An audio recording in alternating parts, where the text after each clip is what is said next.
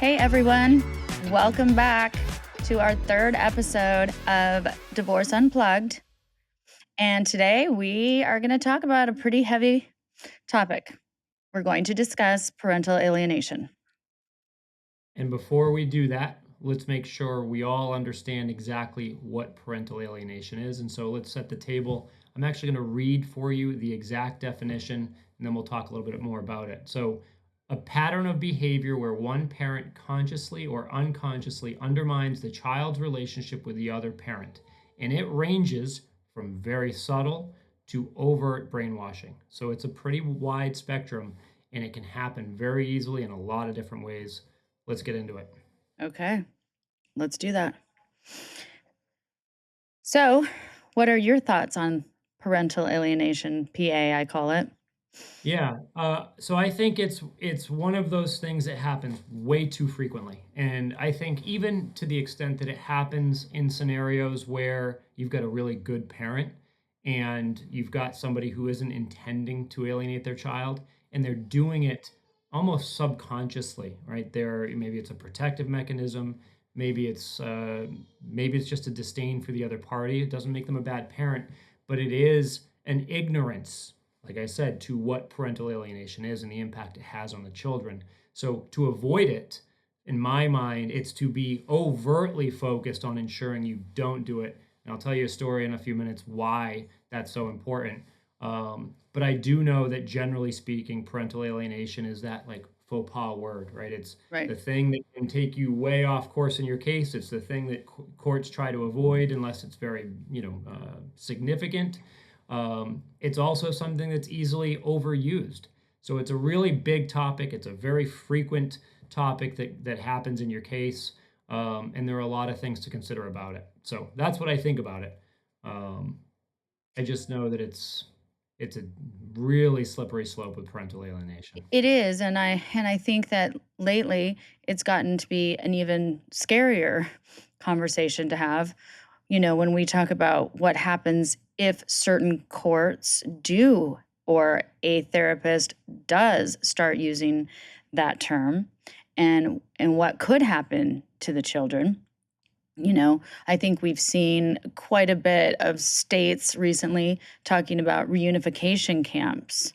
That to me is very scary. So, in coaching my clients now, I'm trying to stay as far away from the parental alienation claims as possible, which for me, that means doing an even better job of co parenting, right?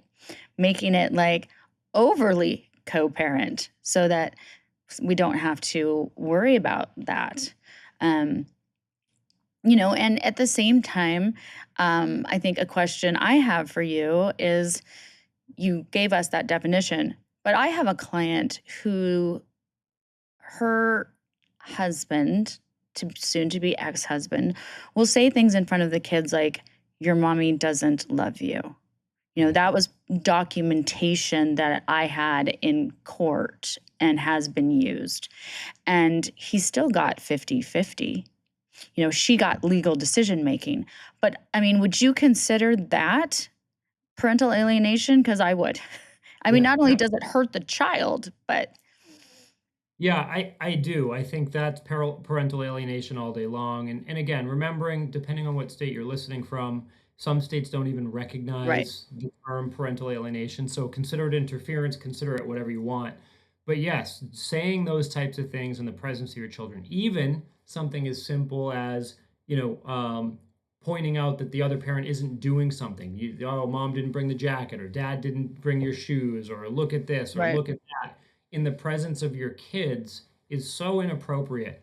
And it's one of those things that, to your point, right, is what is that going to mean to custody? And does the dad lose custody in that situation if that's the type of thing that he says? You can document and improve it. Do you think he should have had less custody I because of that? personally I personally do, and it's an ongoing case.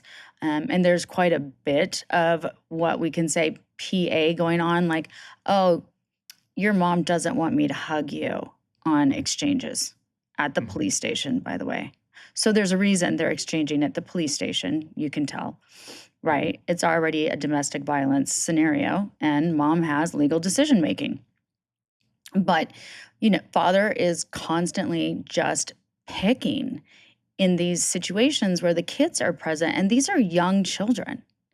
Mhm. So, for me, I don't want to pressure the situation.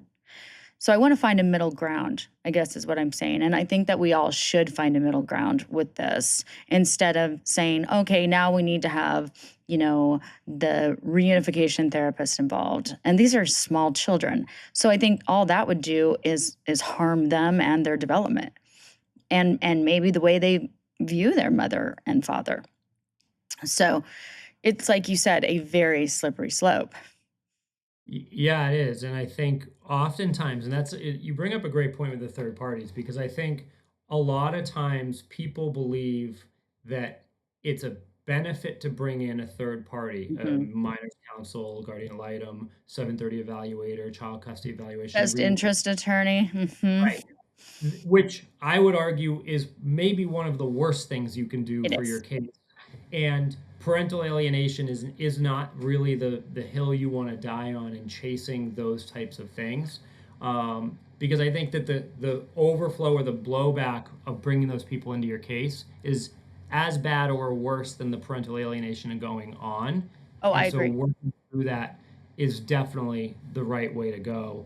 Now, to kind of go back to you on the point of you think he should have less custody. In my mind, if that is a consistent, recurring, documented theme of continuous behavior, yeah, you're definitely if the husband, for example, was my client, I would be like, listen, you're running down a road that has a dead end. You can't continue to argue that you have the best interest of the child in mind and still be doing these things to him or her or them. Right.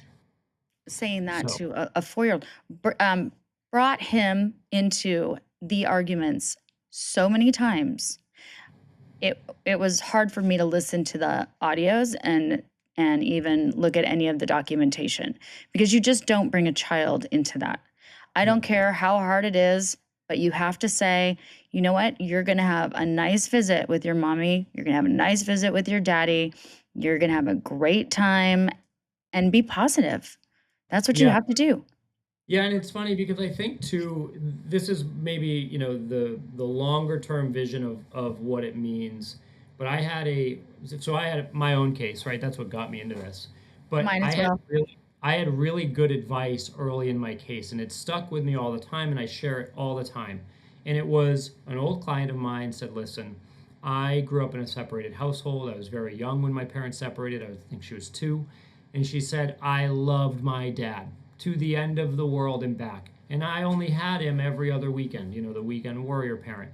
And I'd go there and we'd have the best time. And Right. I'd come home to mom and grandmom and I'd want to tell mom and grandmom how much fun I had. And they would shut it down and they would take a dump on dad and they would insult him. And so I would shut down and I wouldn't want to talk about it. And ultimately, what that did to her over time was fracture her relationship with mom and only make her more protective with dad for dad. And her relationship as an adult was significantly better for dad and her. Now, maybe for That's dad, interesting. that was a hard thing to go through. And I would say for those that are experiencing being the one victimized of parental alienation, stay calm, stay cool, stay Right. focused on the long run. Don't get down into that bucket of trying to match that garbage behavior. And Right. just remember that at the end of the day, if you can be the one that doesn't apply that pressure, consciously or subconsciously on your kid, you're going to have the better, stronger relationship with your child, but you're also helping them grow more effectively without doing the damage to them that the alienating parent is always doing. At some point, the child or children will grow up and see the truth. They will. Yeah, I say they'll be adults a lot longer than they'll be children. So Yeah. it's Well, just you are hard correct. to accept that along the way, right? I mean, how many of us are like, you're watching it happen or you're experiencing it, and there aren't a lot of options to combat it, right? Well, it's interesting. I have my own personal story, and I started out in family court as well, which is why I do this now. And I am not practicing law, I'm coaching because I'm so passionate about this. But there's been situations where I was myself put into a scenario where I had to say, no, your daddy loves you. You know what? He's just really busy working right now. Mhm. Yeah, There was, perfect. I had a lot of other options, but you know Yeah, what? It's on broken record still to this day. that's right. Yep. Yeah, Yeah, it's funny. It came up recently. Hold the kid's mom on a pedestal for them. That's my job is to facilitate that, make sure that I am a positive influence on that relationship. I'm not in control of what they think or don't think. It's not my job to insert my opinions, my feelings, our problems. If anything, it's my job to protect them from that experience, right. or our experience, right? So totally agree, totally understand that, and it is hard, right? When you're in the depths of a custody battle, it's hard not to just vocalize one thing that you're frustrated or you're experiencing or an exchange or a message about shoes or clothes or hair or Right. you name it. It's so easy. But that's the thing. As long as you've got a coach, somebody who is helping you through that There you go. process, you can start doing things to stay ahead of getting yourself in a position where you make a mistake and do that to your children and potentially do it to your case. Right. Well, and this is the thing that is mind-boggling to me. It hurts the children. Why do you wanna hurt your own child and say your mommy doesn't love you or your daddy's not there for you and doesn't care? Like, whatever. But do you know what I'm saying? It just doesn't make sense to me. Yeah. Yeah, and I agree. I think that to some level, the folks who are really maniacally doing it, right, on a Right. consistent basis, that's abuse. If and does it meet the actual definition of abuse? I don't know, but for I me, think it's abuse. I think it could be my Munchausen by proxy. There's like you're trying to make your child sick mentally. I don't know. yeah, And you're getting some kind of positive reward from it. yeah, So, absolutely, agreed. It's a sickness. yeah, I absolutely agree. Now, in your mind, if you're experiencing it, what should the person who's experiencing it do? The other parent that knows it's happening. Yeah, Well, with my clients, I honestly say in most cases to, like we said, over co-parent, and say, just ignore whatever's being said, and just to say, I love you. Your dad loves you. We both love you very much, and just handle it that way yeah, yeah, rather than pointing it out. The other parent that's experiencing it should not point it out. Just be like, "Oh, it's okay, I love you, your daddy loves you, you're so loved."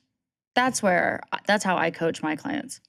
yeah, I would say the same, and you had said it on an earlier conversation, but documenting everything, right? Oh, yeah. Have to have it documented, depending on your state and all the legalities of certain methods of documentation. Take that into consideration.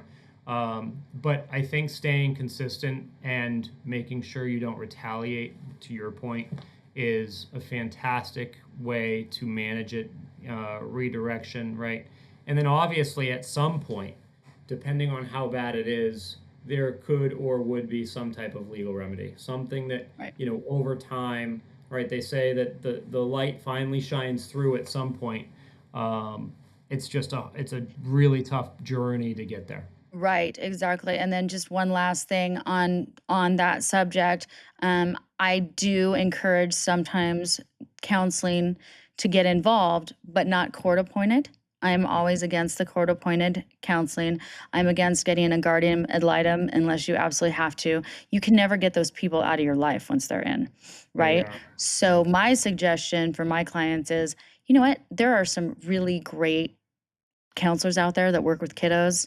I mean, depending on the age, and let's just go see a counselor. And counselors document things as well, you know. yeah, Um, but to just go that route is my yeah. suggestion.